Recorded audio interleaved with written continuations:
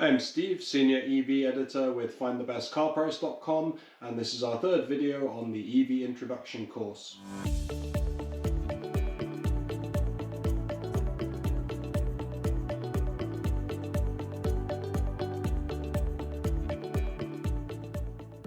This one looks at, is an EV right for you?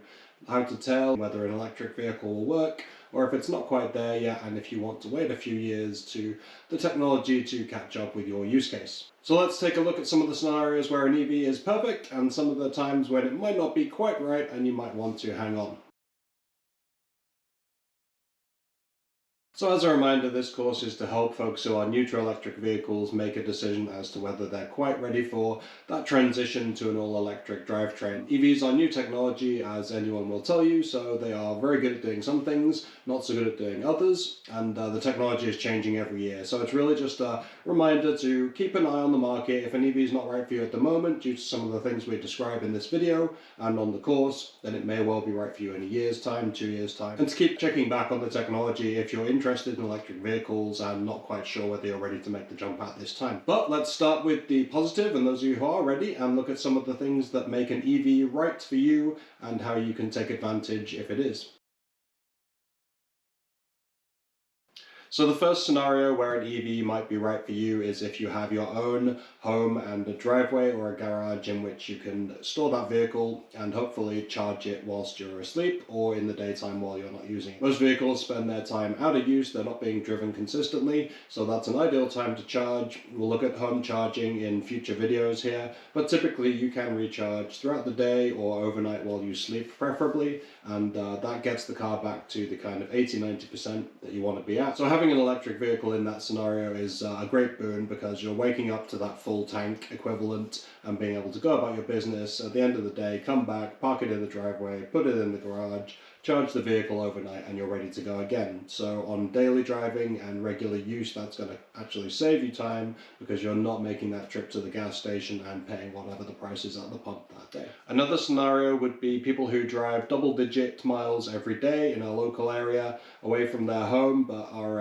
able to get back, because most electric vehicles at this point have well into the triple digits on a single charge. You're more likely to look at 200 to 300 miles for regular electric vehicles, and some are going up to that 300 to 400 mile range. So that gives you more than enough. If you're doing that kind of 50 to 100 miles every day, you're easily able to get out to where you need to be, get back, and get the car back up to a full charge for the next day's driving. And if you're in the high double digits, that's going to put you ahead of most drivers in the US, at least, who are around that 30 to 40 miles a day, and that's going to yield the cost savings associated with electric vehicles that are primarily charged at home, taking advantage of those generally lower costs for electricity than gasoline. So daily driver of double-digit miles with home charging, thumbs up, very good use case scenario, and you are going to realize those cost savings of electric vehicles very quickly. Another scenario in which an electric vehicle is right for you is if you live in a very populated area, say a city or a suburban area,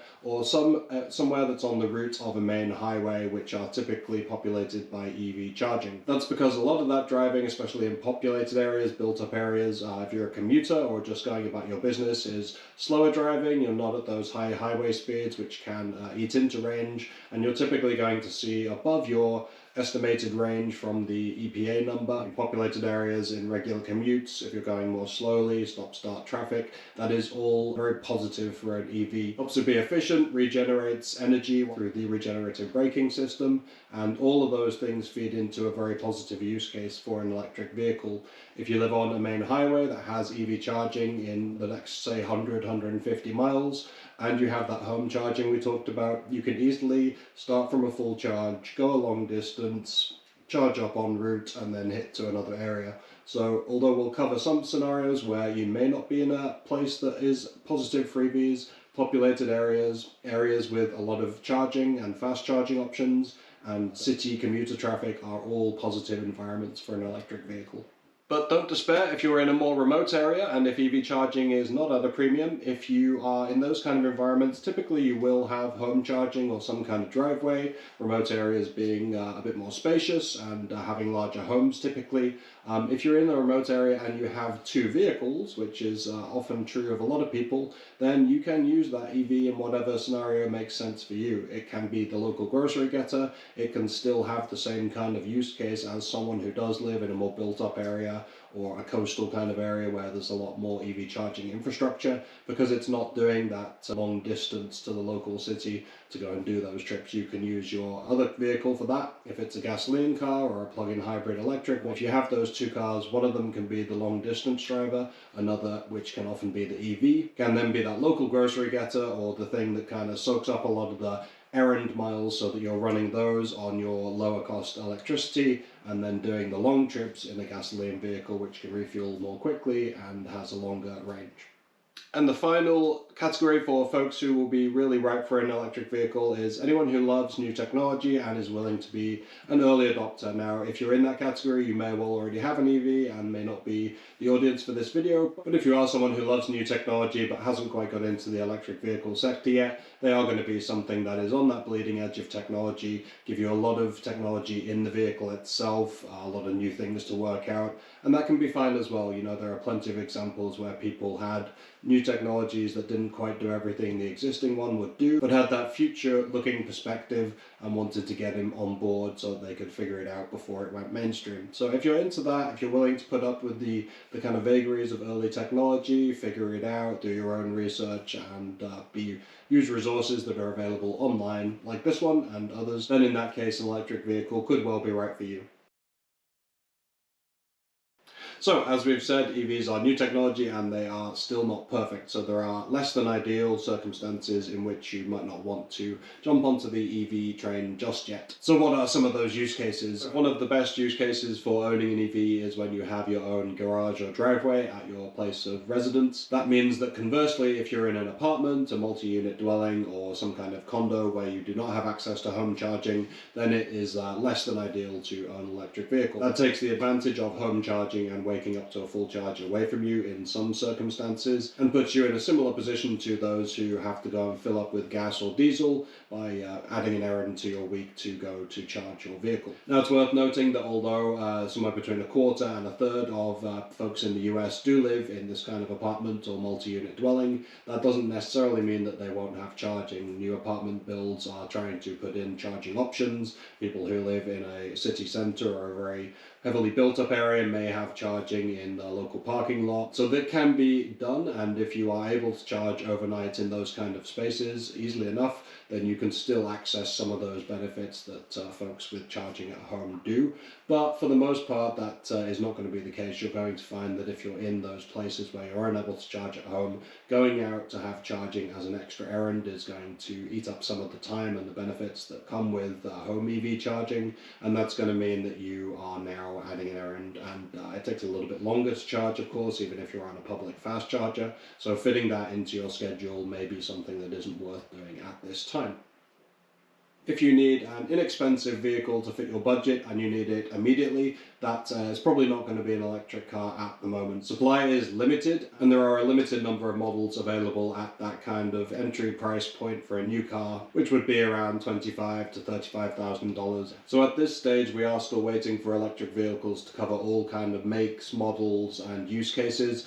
So if you need something that is going to tick a lot of boxes and is also going to be in that kind of lower price point of vehicles, that $20,000, $25,000, $30,000, you're going to find yourself very limited to the options and models that you have. An EV is unlikely to cover your need there and for an immediate vehicle, unless you are in one of these hotspots for electric vehicles where there are many available and you can get one right away. Another consideration there would be the used market, which for EVs is rather limited at the moment. There's only a short history of these more modern electric vehicles being on the road, and those early models have some shorter ranges, some older maintenance considerations. So you're not talking about a large pool of used vehicles. So if you're in the market for a used car, plug-in hybrid may be the way to go. Another scenario in which an EV might not be right for you is if you often travel 400 plus miles, long distances, let's say, on a tight schedule or a deadline. That could be for work. You may have relatives who you need to get to very quickly and spend time with them and then head back home. All of that kind of stuff. The rush travel is not necessarily the strength at this point of an electric vehicle, primarily because of the recharging times on the road and the availability of chargers depending on your area. So although the nation is covered certainly by Tesla superchargers and also the public charging network at this time, it can still take longer to get to your destination depending on the vehicle that you're driving in an electric vehicle. And if you're on that deadline, if you need to rush, then that kind of 300, 400 plus miles trip will start to drag a little bit. If you're in the realm of 300 miles and it's not that kind of super long distance, then an electric vehicle may well work for you. A lot of people need to stop after that kind of period anyway, take a rest break, grab a meal maybe. So at that point, if you're recharging for 20 to 30 minutes, it may not make a difference. But anything that stretches out to that 400 plus miles that we've talked about will start to become a little more of a longer trip, and an electric vehicle, although they are likely to get there pretty soon, do not quite have that speed of a gasoline fill-up of 5 minutes and moving on. Another scenario that could present some difficulties for electric vehicles is if you regularly tow across long distances. So that's especially true of heavy loads, maybe not so much for small trailers and things that you just take for camping, that kind of thing. But if you're towing heavy loads, whether it's commercially or as a family holiday or that kind of thing, if you're really trying to crank out the miles in that scenario,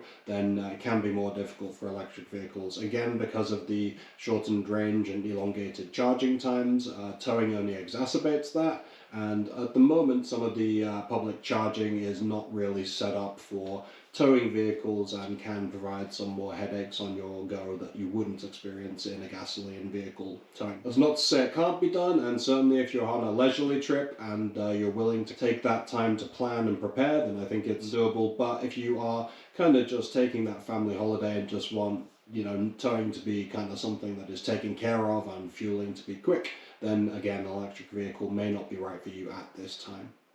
And finally, the scenarios where an electric vehicle might not be right for you. If you need an affordable truck or a people mover, minivan, large SUV, three-row SUV, that kind of thing, there are few options at the moment in those categories. You can certainly get an electric truck, and you will soon get electric people movers, maybe even minivans coming on the market, but those aren't there in big numbers at the moment, and they do tend to be quite expensive when you find them. So something to think about as you consider who you need to move, how far you need to move them, those kind of things can be a little more challenging in an electric vehicle. Not to say they're impossible, but certainly something that you will have to think about as you consider whether to transition to an EV.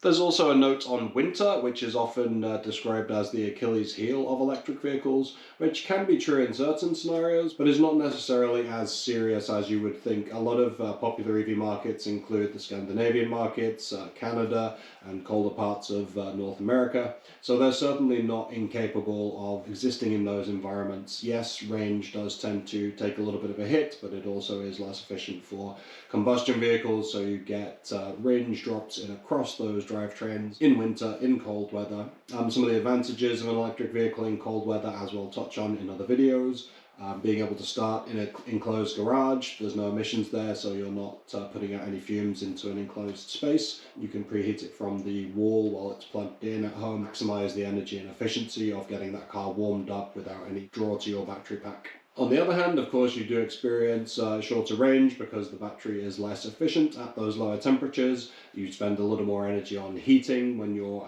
unplugged and out on the road, and then charging times can be a little bit longer whilst you're in cold temperatures. So there are things to consider, and we will look at those in future videos. Just know that cold weather and winter is not necessarily a clean strike against EVs, so it just depends on where you are. Still a lot of those cases where an EV is right for you will apply all seasons, even if you are in a cold location.